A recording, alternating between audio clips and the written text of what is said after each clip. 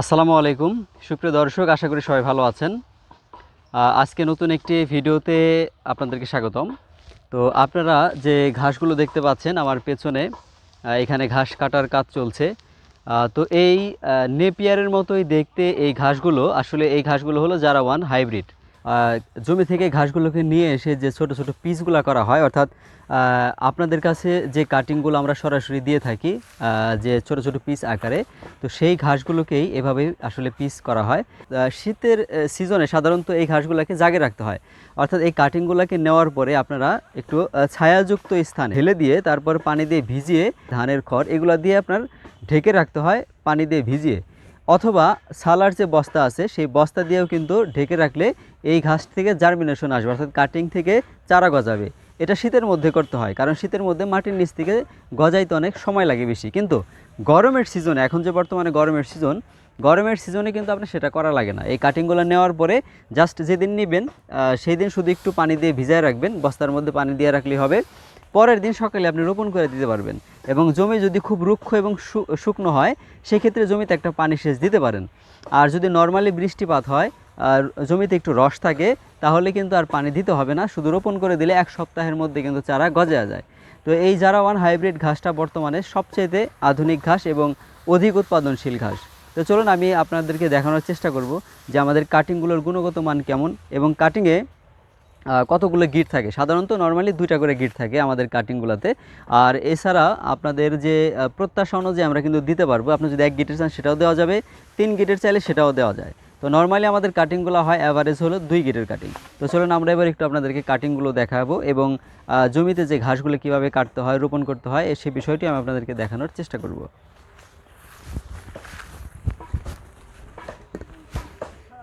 তো নর্মালি এই ঘাসটা দেখতে নেপিয়ারের মতো হলেও এটা নেপিয়ারের চাইতে অনেক বেশি উৎপাদনশীল ঘাস। এক, দ্বিতীয়ত হলো এই ঘাসটার আপনার যে পাতা বা এই ঘাসটার যে কাটা আছে গায়ে, এটা নেপিয়ারের মতো অত বেশি হয় না।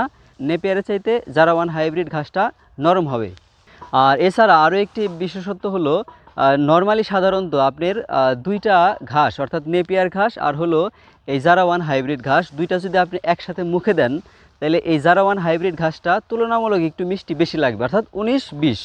এমন হবে না যে এটা চেনির মতো মিষ্টি হবে আর ওইটা একটু পাঞ্চা হবে, এমন না। ঠিক আছে, এতটুকু শুধু মনে রাখবেন পার্থক্য। আর এই জারাওয়ান হাইব্রিড ঘাসে যথেষ্ট পরিমাণে প্রোটিন আছে, অর্থাৎ নেপিয়ারের চাইতেও এই জারাওয়ান হাইব্রিড ঘাসের প্রোটিনের পার্সেন্টেজ অনেক বেশি থাকে। আরেকটা বিষয় হলো, এই ঘাসটা অতি দ্রুত বর্ধনশীল। আপনার রোপণের পরে মোটামুটি 35 থেকে আপনার 40 দিনের মধ্যেই প্রায় 2 থেকে 2.5 ফিট হয়ে যাবে। এবং এটা সঠিকভাবে পরিচর্যা করলে, ভালো সার প্রয়োগ করলে এবং নিয়মিত পানি সেচ দিতে পারলে এই ঘাসটা মোটামুটি 50 দিনের মধ্যেই কাটা শুরু করা যায়। এবং খামারিদের জন্য সবচেয়ে আদর্শ একটা ঘাস হলো এই জারাওয়ান হাইব্রিড ঘাস। তো আপনারা দেখতে পাচ্ছেন এই ক্ষেত্রটিতে বর্তমানে এটা কাটিংয়ের জন্য করা হয়েছে। তো কিভাবে কাটা হচ্ছে এবং কিভাবে কাটিং করা হয়, সম্পূর্ণ প্রসেস আপনাদের সামনে আলোচনা করব আজকের ভিডিওতে। আশা করি ভিডিওটি দেখলে আপনারা কাটিং, রোপণ থেকে শুরু করে প্রত্যেকটা বিষয় আপনারা খুব সুন্দরভাবে বুঝতে পারবেন। তো চলুন প্রথমে আমরা দেখব যে এই ঘাসগুলি কিভাবে কাটতে হয়, কারণ এই ঘাসটা যদি আপনি গোড়া থেকে না কেটে একটু উপর থেকে কাটেন, তাহলে কিন্তু গোড়া নষ্ট হয়ে যায়। এবং কতগুলো করে রোপণ করবেন কাঁচা ঘাসের জন্য এবং আপনার কাটিংয়ের করার জন্য, সেটা কিন্তু আলাদা হয়। সেটা আমি আপনাদের একটু বলে রাখি। নর্মালি সাধারণত যদি আপনার কাটিংয়ের জন্য রোপণ করা হয়, 1 হাত পর পর 2টা করে কাটিং দিতে হয়। আর যদি কাঁচা ঘাসের জন্য করা হয়, তখন 3 থেকে 4টা কাটিং দিতে হবে একসাথে, এবং সেটার দূরত্ব থাকবে মোটামুটি 1 থেকে 1.5 হাত দূরত্ব দিতে হবে। কারণ এটার সুপারটা যত বড় হবে আপনার ঘাসে তত বেশি আয় পড়বে।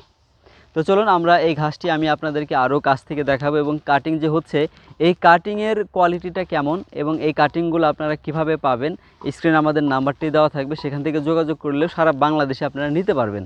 তো আমাদের এই প্রজেক্টটা হচ্ছে এটা মানিকগঞ্জ সদর থানা। তো চলুন আপনাদের আরও ডিটেলস আমরা ভিডিওতে দেখানোর চেষ্টা করব।